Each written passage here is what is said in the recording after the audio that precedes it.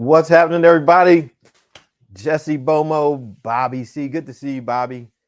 Cassell, Root Girl. What's happening, One Mighty Queen? Husky, good to see you. Listen, if you've ever been in a situation where you were going to love someone and you knew they were in pain or there was some pain present, then you're going to want to stick around tonight because we're going to talk about loving through the pain. But before we do, I want to keep saying hi to some people. Ohio's best, good to see you. Nice to see you. Always good to see you, Bobby.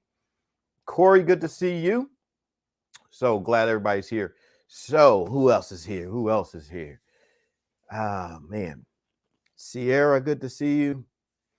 Ashimi, good to see you. S. Snikor, Apple user, good to see you. Dan Faz, good to see you. Savanas, good to see you. Elizabeth, good to see you. I am a little intuitious, good to see you. Hilda Saldana, good to see you. Jessica, big Tasha Energy, good to see you. All right, so good to see everybody checking in. Today is a very special day in my family because today is the day that we celebrate my grandparents' anniversary. And so if you've been around for a while, you know that in January, my grandfather passed away. And after 75 years of being married, this today is the first time my grandmother has been without her husband. 75 years they were married. And today is the very first anniversary that they've had, and she's without him. And so I posted and shared that, we are getting her some flowers. And so I took down 76 roses to her and made really nice bouquet for her. And she was there. She was in the bed. She was laying there in the bed and resting. And my mom happened to be there at that time. So my mom was there and my grandma was resting in the bed, and she opened the door and she said, "Grandma's upstairs. She's in the bed." So I took the flowers up to her in the room and presented her with the flowers. And, as to be expected, she got a little emotional and she said, "Brian," she said, "I was doing just fine. And you came in and made me cry." And so she shed some tears, and, I embraced her and just held her for a little bit. But it was just a wonderful and special moment to be able to love on her in that moment. Myself and my siblings, my mom, the rest of my extended family, different ones were sending in things, sending in gifts to her. And she was, people would be knocking on the door. There's someone, delivered, fruit basket and just different things.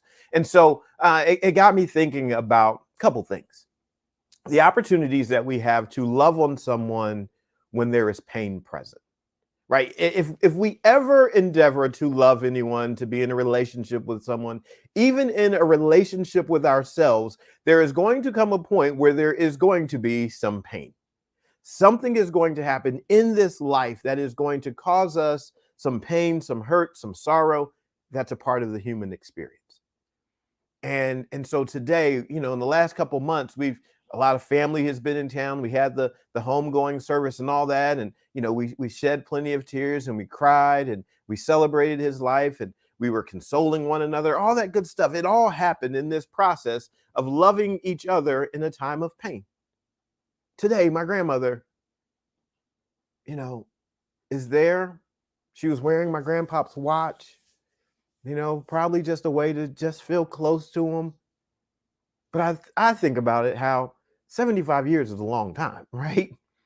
And in that 76 year, you're like, no, there's not going to be a wedding, event tonight. They're not going out to dinner tonight. None of that stuff is going to happen, obviously, because he's no longer here. And she's having to adjust to yet another first time, right? In the midst of pain, she's still having life experiences. While she is hurting, she is still living. And so there's this thing that's happening. She still wants to live, and yet she's in pain. She still wants more for her life, and yet at the same time, she's hurting. And so get this, while we are in this life, we can have dreams and aspirations, goals, and see what we desire in life. And yet at the same time, if we are not healed, right, if we're not completely healed and ready to go, there can be some things in our lives that keep us from actually being able to fully step into that next season. And it's okay, right? It's okay for us to look at our lives and say, you know what, right now, I'm still struggling with what might have happened in the past. I'm still hurting with the experience that just happened. I remember when I went through my own divorce, there was a time that I was hurting quite a bit, and I made a declaration. I said, "Oh, I'm never getting involved with anyone else again." I'm like, "Forget that. I'm good. I'm flying solo for the rest of my life. I'll be a one-man band, doing my own thing." Right? I was like, "No." The pain of it said, "I don't even want to expose myself to that again."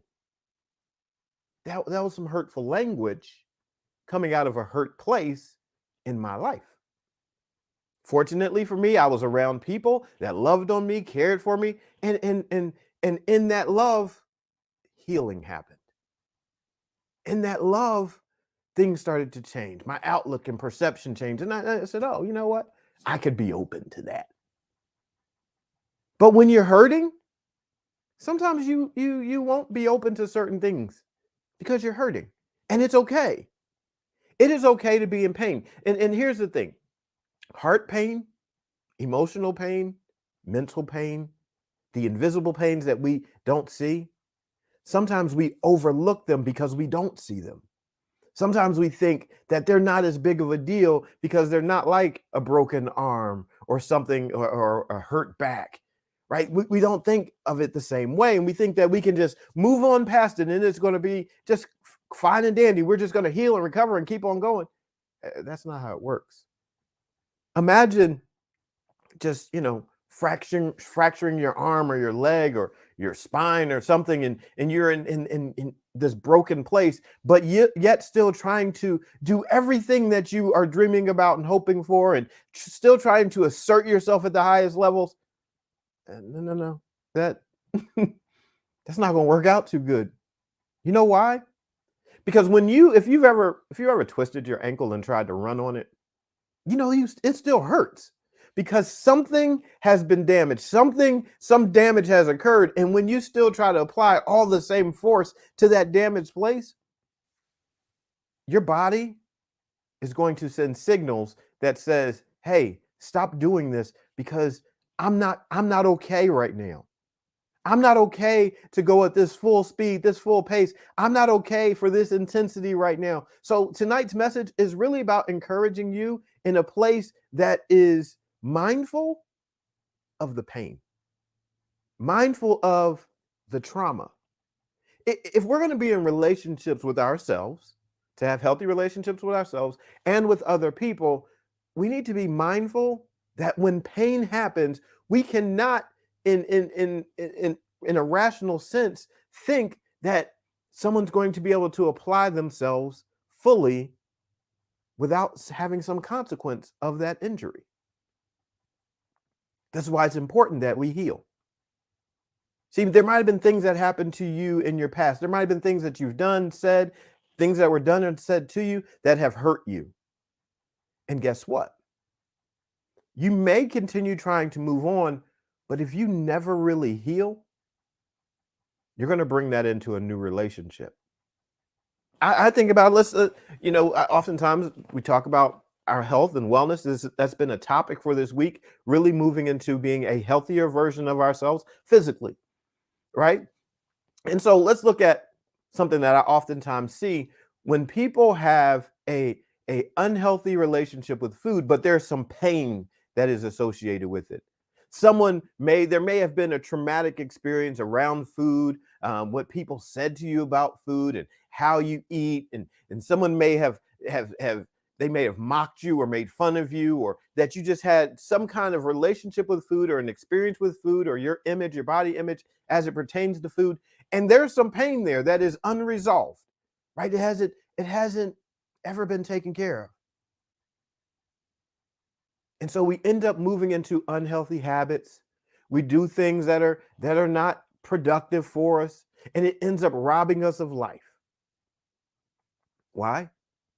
because there's that injury that happened way back in elementary school. Someone was making fun of you and talking about you, and they called you names. And now you have this complex about your body image. And now this complex, which you keep beating yourself up about all the time, it causes you to do things in private and secret because you're ashamed. And see, that's how simple it can be. And it pertains to other aspects of relationships. Perhaps someone mistreated you or abused you and handled you in a way physically that left some scars and wounds and damage. And then guess what? You're like, "Ah, I'm hiding this thing. And I keep trying to be in relationships with someone in romantic relationships, but yet I have this scar and this wound in my life, and I have this past, this scenario that I keep rehearsing and repeating. And it's hard for me to be in relationship with someone because I just don't trust that this person won't be an abuser too. And then whenever I see something that remotely reminds me of what happened, now I'm lashing out at this person because now it causes me to flash back to this place that has not been resolved, this place that has not been healed. And so pain just keeps being rehearsed. You give yourself a few days, and then you go out and try to run hard again, and you realize, man, I just damaged the same ankle again. I keep stepping in the hole that keeps twisting my ankle. I just don't know why it's not healing. Because you're not resting it. You got to give it rest. Perhaps as much as we want to go, try, give it another shot, sometimes we need to say, I need to do nothing. I need to rest. That needs to be my number one priority. My mental health, my mental wellness it's been taxed so much lately that perhaps instead of me trying another new thing, I need to just sit still. No, not go for something new. Perhaps I need to just rest. Perhaps I need to heal. Perhaps I need to allow someone to take care of me for a change and not be the person that's always doing for other people. Are any of you, like the person that's always doing for the other person, doing for the other people? Are you the caregiver that is actually in need of care? Is that you? And you need to let someone take care of you. See, my grandmother, if I look back at her life, she had children, she ran daycares, she took care of the church, she did things in the district and nationally and all this stuff. My grandmother, very much a giver, very much a caring for people. Then her husband, after 75 years, he's no longer with her. And right now, there has been this convergence upon her to say she's the one that needs the care. She was sharing with my sister the other day how she said she had to wake up in the middle of the night, like almost like early in the morning, around like 4 a.m., just to get up to go cook herself breakfast because no one was allowing her to do anything. She said, I had to wake up 4 a.m. and go make myself some breakfast because no one's been letting me do anything. Everybody's just been taking care of me. And she's been receiving it. She's been very gracious about it. And it's interesting because I was sitting with her one day and she told me, she said, Brian, I know, she's 93. She says, I know I'm going to have to grow up soon. And I'm going to have to learn how to navigate this next chapter by myself. I know I'm going to have to learn how to do this. I'm going to have to grow up and start taking care of responsibilities again. It is so funny. I'm like, you're 93. You're talking about growing up. But her life is not over. Right? My grandmother says, no, she wants to for sure live to be 100 because she wants to get recognized for living to be 100. Someone said, like, the president writes you a letter when you live to be 100. She wants to live to be 100 at least. When I was with her at the hospital and we were talking, and she was sharing about my granddad, she said, I told him, I'm not coming to join you anytime soon. She's not leaving, right? And so because she's plans on and she has full intentions on still being here, she wants to live abundant life. She wants to live a healthy life. She's 93, but she says, no, there's more living for me to do. And so she's in a moment right now where she has to understand, and she has to process that while she wants to live and move forward, there's a healing that needs to happen. And this outpouring of love upon her is for that healing. This is a way for her to not have to feel like she's alone, and for her to actually go through the pain of this separation from her beloved husband, and yet go through this process and heal. There's some pain there. There's some hurt. It's been 2 months. They were married for 75 years. 75 years. Every time I say it, it blows me away. 75 years with a person, waking up, seeing that same face. Like, wow, 75 years. And then one day that person goes to their heavenly reward, their heavenly home. And then all of a sudden, and this is what I've called it, 75 years of cuddles has come to an end. 75 years of cuddles. There wasn't another day. There are not going to be 76 years of cuddles. 75 years. And it comes to an end. And I know she has to make an adjustment. That has to require an adjustment. And when you are going through your life and you've been doing something and you've been experiencing some things and you have some pains in your life, pain requires adjustment. Pain is your body. Pain is your life's signal to let you know there needs to be an adjustment now. I need to go back in and recalibrate and reevaluate my relationship to this situation, to this moment in life. I'm in pain now. There is some sorrow, there's some suffering happening now. Okay, since I recognize the pain, I also recognize that the way out of pain is going to be a bit of an adjustment. Something has to change when you are in pain. Your body's sending a signal, and there's an alarm that says this is not the way that we are meant to operate. There's something going on, and we can mask it. You can take some pills, you can drink, you can, entertain yourself, you can scroll, you can do whatever you need to do, and it can mask it.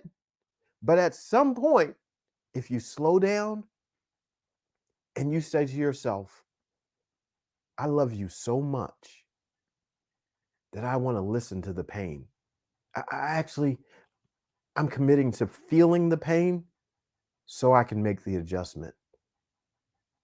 You might be in a relationship with someone else and they're going through the pain, and you understand, you are recognizing the signals of pain, and you'll say to them, listen, I see that you are going through some pain, and I'm going to help you.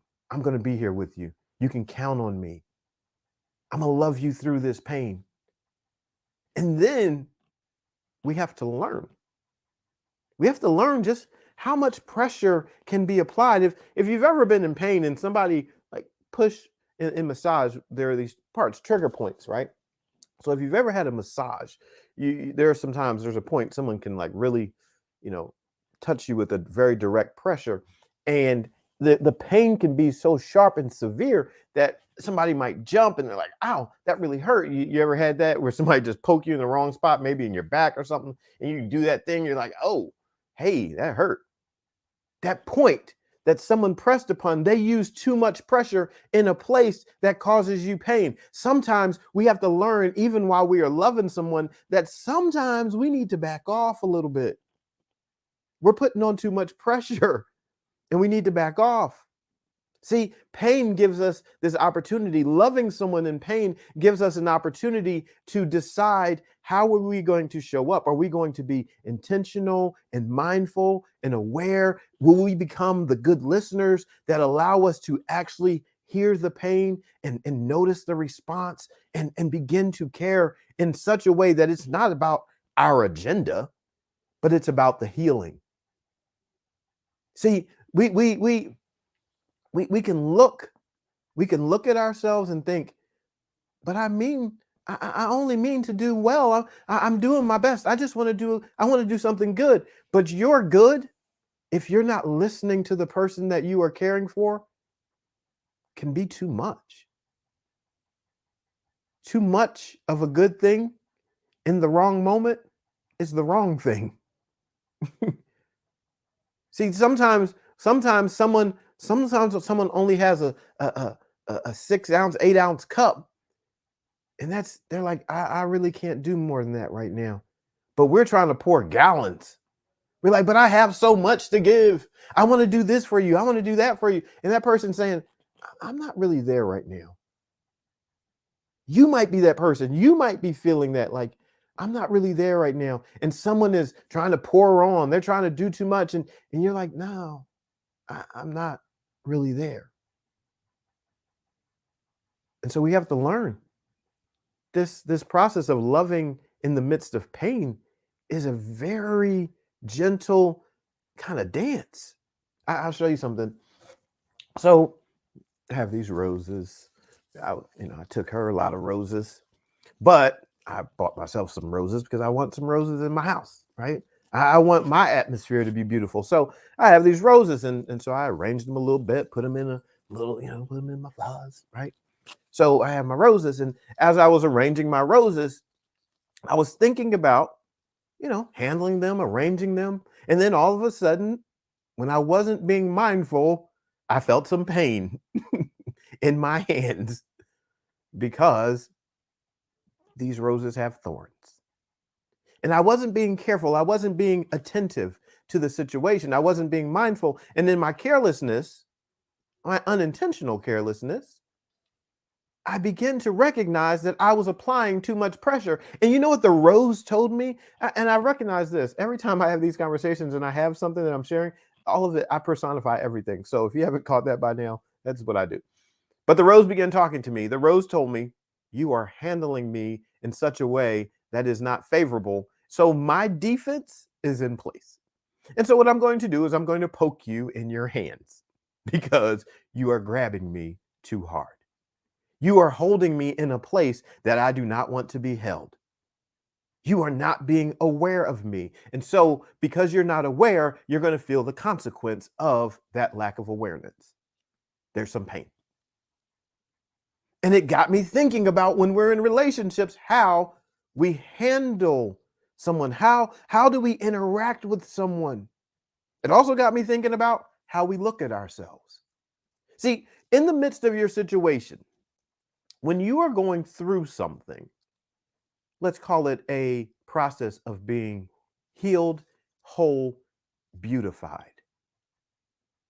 These roses, they go through this process of being beautified. They go through this process of being in a place of fulfillment where they become everything they're meant to be. Right now, my grandmother, she's in a transitional phase. Who she is right now is the seed of who she is becoming in her future. Right now, she is 2 months in to being a widow, right? And having just buried her husband of 75 years. But right now, she is also the seed of the woman that she is becoming in her future. She is transforming. She is taking on she's going to have a new experience in life. She's going to have a new outlook. She's going to see things differently and hear things differently. And she'll be able to relate to people differently, people that she was never once able to relate to before.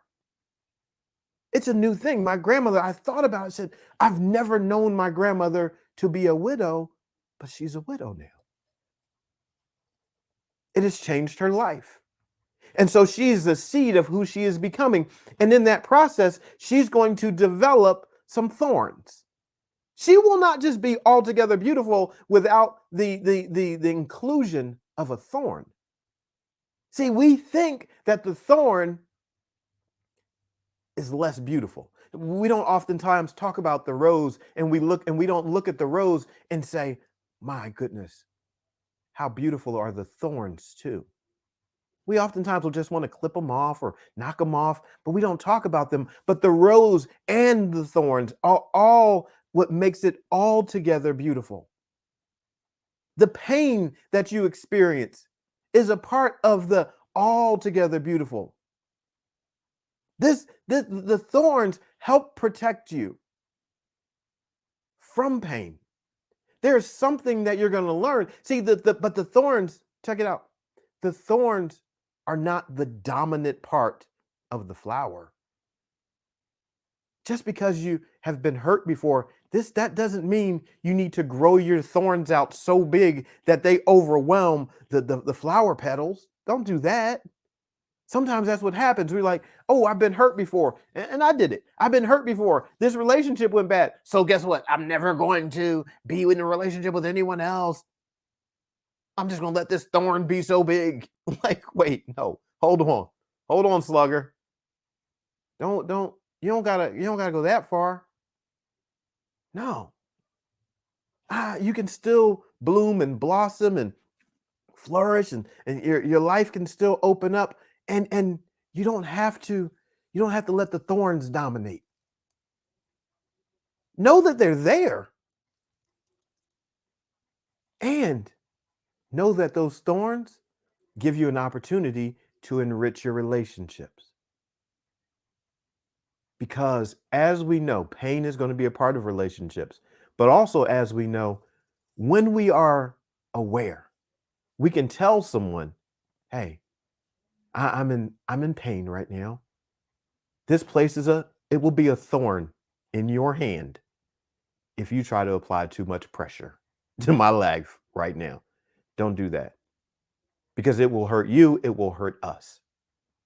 Uh, Back to health and wellness. Someone's transforming their body, and they've been struggling for a long time with food, and just trying to figure out food, and you see all this stuff on the internet, and how, what you're supposed to do, and eat carbs, don't eat carbs, do this, don't do that, and you become so overwhelmed, so frustrated by it, that the thorns start to develop. You start to become angry, and you just want to lash out. Don't do that. Don't lash out at yourself for making a mistake, and, oh, I ate too many calories. No, no, no, don't do that. Give yourself the grace to be able to say, listen, I'm in pain as it relates to this area.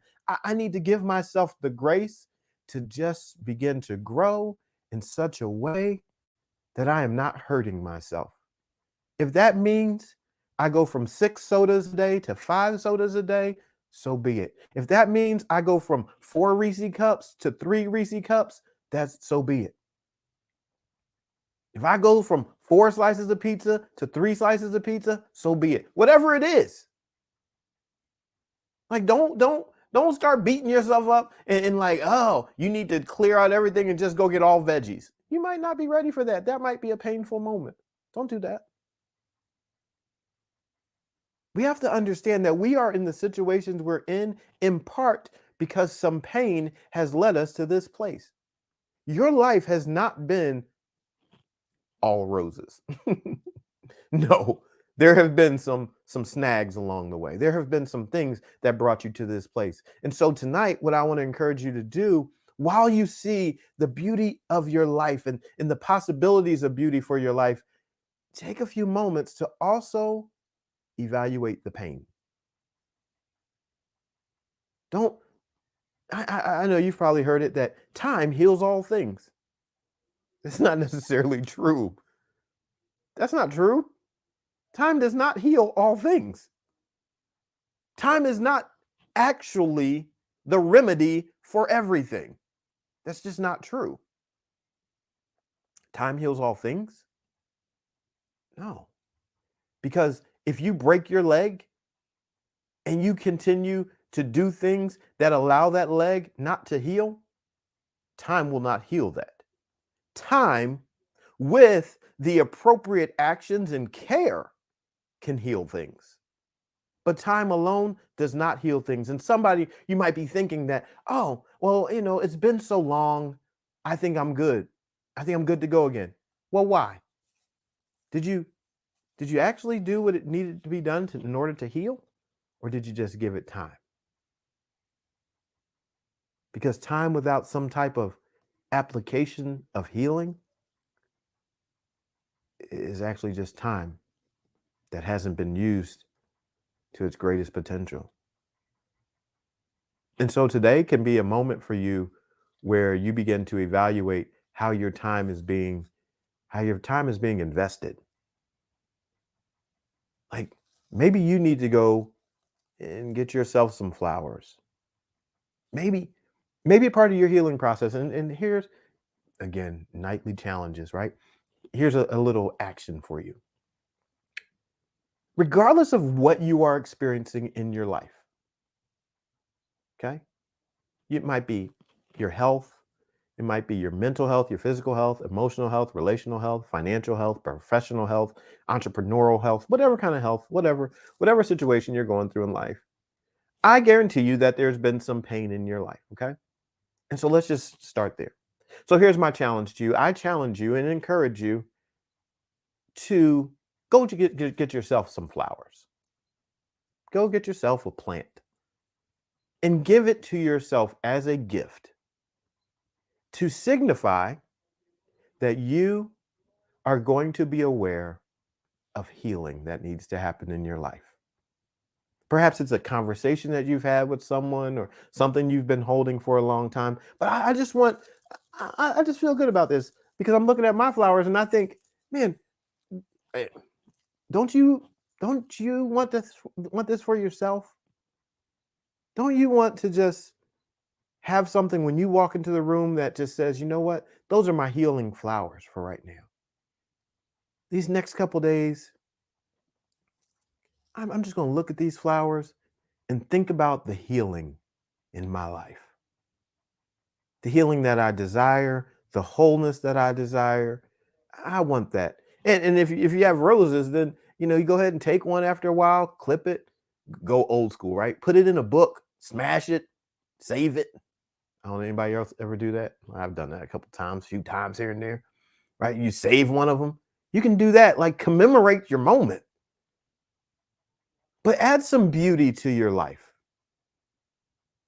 right? Just I know we are driven. We are going to the next level. We are going to the mountaintop, right? We've been talking about this mountaintop experience and dancing on the top of mountains, and this is happening. But along the way, I just want to encourage you just to at this point just say, look, I want to encourage you to just give yourself something, some beauty, add some beauty to your life, some flowers, and just say, hey, you, I love you, and I want to make sure that we heal.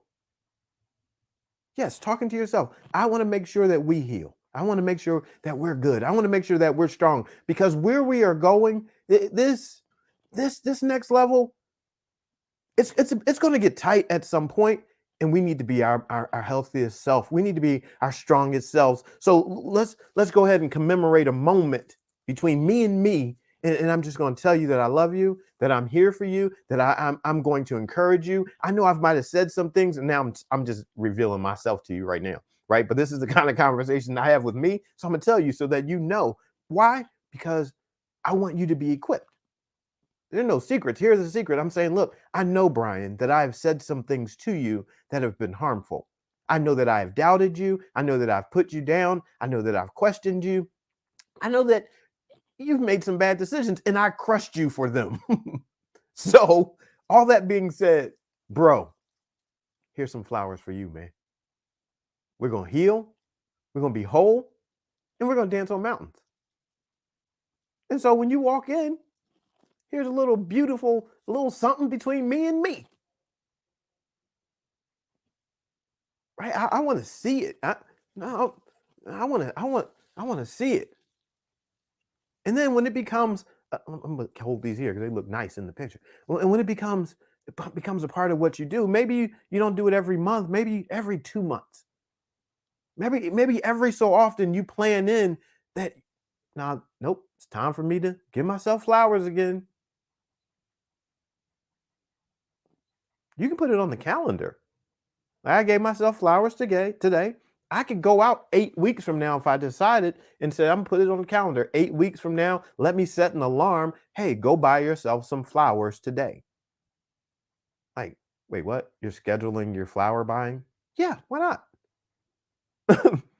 If I schedule it and I set a reminder on my phone, guess what's going to happen? I'm going to be reminded to go get myself some flowers. And if I get reminded to give myself some flowers 8 weeks from now, it's going to make it pretty tough for me to just tell myself no. Like, put it in your phone, make a reminder, do it today, and then do it for 8 weeks from now, and say, all right, 8 weeks from now, put it in your phone like this, like reminder, go get yourself some I love you flowers. Because you're not going to want to look at your phone and say, no, I'm not doing that. I don't love you. No, you're going to want to do it. So plan it out for 8 weeks. Here's a little hack, relational hack. If you ever decide to be in a romance, you can do the same thing with your person. Like, don't leave it to chance. Don't think like, oh, I forgot. If you want to buy flowers every week, buy flowers every week, but put it in your phone. Schedule it. I'm going to go pick up flowers every Monday at 8 a.m. And like, schedule it in. Make it a part of a routine. Schedule it. There's nothing wrong with having a schedule for love. Like, oh no, I'm planning it out. Why am I planning it out? Because I never want it to just accidentally fade out. If I'm going to meal prep food, I'm also going to meal prep that thing that nourishes love. This is a meal. I'm feeding myself love. What I just shared with you about buying flowers today or tomorrow, and then 8 weeks from now, we just made a plan that we just prepared ahead of time to love ourselves. That's meal prep. That's relational meal prep. Why? Because we are nourishing our love. See how we doing this? We got a little fitness, right? We have romance. Pretty soon we'll be out of the barn doing things. This is holistic loving right here and holistic living. So there's an action point for you. And you might not do it, but what will you miss out on by not doing it? Think about it. What experience will you not have because you decided, nah, I'm not going to buy myself flowers? Come on now. Give yourself that. I'm encouraging you to do so. So, thanks for celebrating and being here. As I shared a little bit about my grandparents. Hopefully that has been a blessing to you. And hopefully you will now take their love. Matter of fact, do it just to stand with us, like, right? Like, as a celebration of their 75 years of marriage. Do it to love yourself. If you don't want to do it just for you, do it for them. Be like, hey, this is the 75 years of cuddles action. Matter of fact, okay, I'm still just talking. This is what happens. We're hanging out. Here's what we're going to do. I'm making a hashtag right now. Go get yourself flowers. Facebook, Instagram, TikTok, YouTube, wherever you're at. And if you go get yourself flowers and post them, we're going to have okay, no, now I got a better idea. We're going to post them. Use the hashtag 75 years of cuddles. Use the number 75, right? 75 years of cuddles. Hashtag 75 years of cuddles. That's going to be our hashtag. I'm sure no one else has it. So 75 years of cuddles. You take a picture, tag it, use the hashtag 75 years of cuddles, take a picture with your flowers. What I'm going to do now, because we just made a thing, I'm going to be able to show my grandmother. I'm like, Grandma, you inspired the 75 years of cuddles movement, where people are loving on themselves and in the midst of needing to heal. And so everyone, we are recognizing that we are healing, and yet we are growing in love. So 75 years of cuddles. Let's do it. It's a thing. At least give me somebody. Come on now. Somebody got to do it so I can show my grandma. I'm like, Grandma, this person, they're hashtag 75 years of cuddles. I just think that's a fantastic thing. If not, then me and my grandmother will be chilling with our own flowers, and y'all will just miss out. But don't do that. Be a part of this. Accept the challenge, the 75 years of cuddles challenge, hashtag 75 years of cuddles challenge, and share it. Right? It doesn't matter when you're watching this. It could be 10 years from now, and you might see this still, hashtag 75 years of cuddles. So that's the thing. We just made that up tonight, right now, in this moment. And that's the beauty of being together. You get together, creative things happen. And so I'm looking forward now to seeing what you do to love on yourself. right? Seeing the beauty. Take a picture with it, take a selfie with your flowers and show the love.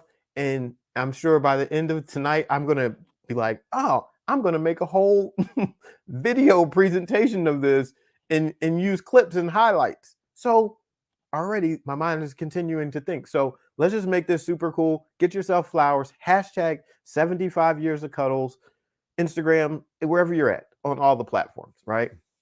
And yeah, let's do this. This will be fun. Thank you. I appreciate you for doing it because I know somebody's going to do it. So I appreciate the somebodies that are going to do it. And that's just fantastic. So thank you. Thank you for doing this for me. And I think this will really bless her. I think it'll be really cool. So I'm looking forward to it. I appreciate you. So let's shut it down for the night in case you want to go out to the store right now and go, go get it. Go get your flowers, tag me, hashtag, all that good stuff. And let's make it happen. So, Father, thank you for this day and your many wonderful blessings. Thank you for the opportunity to be with each and every person that's here, those that stopped through for a second, those that have been here for the whole time. I appreciate each and every moment that was given in this place. And I thank you for the hope that we have, even in the midst of of sorrow and pain and whatever might be going on. I thank you for the hope of healing. And I thank you that this time can be a time where we stop and evaluate and actually listen to ourselves, listen to our bodies, listen to our experiences to understand and recognize that there is pain and we can heal. I fully believe, and I know you to be a healer. So I pray right now for those that are here that you would begin this healing process, even as we cooperate with you in doing even just the smallest of actions, getting some flowers or sitting and being still. I pray that this would be the beginning for some, and it would be another step on the journey for others, and it would be for someone else the thing that wraps up this season of healing.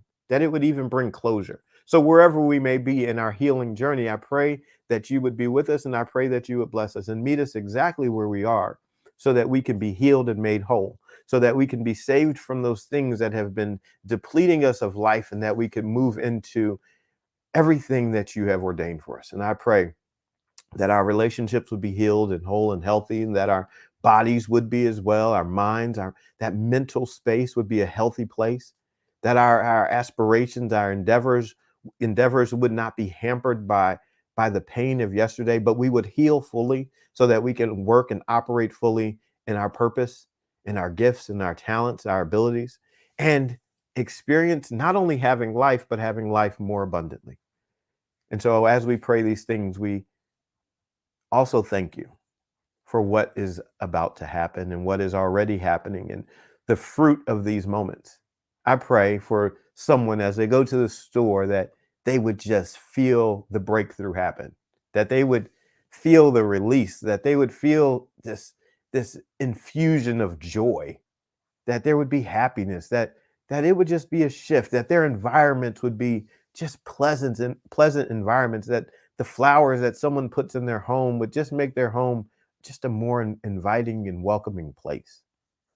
I thank you for these things because I believe already that that is what's going to happen.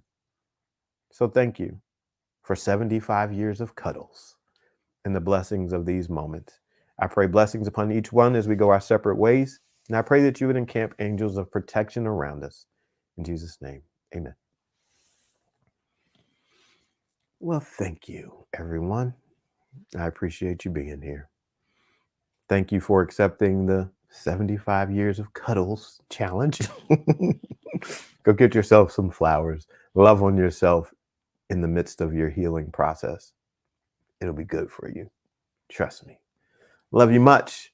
I am B.A. Shepherd, 2Ps, ARD, reminding you to be a shepherd. The world has enough sheep. Love you much. See you.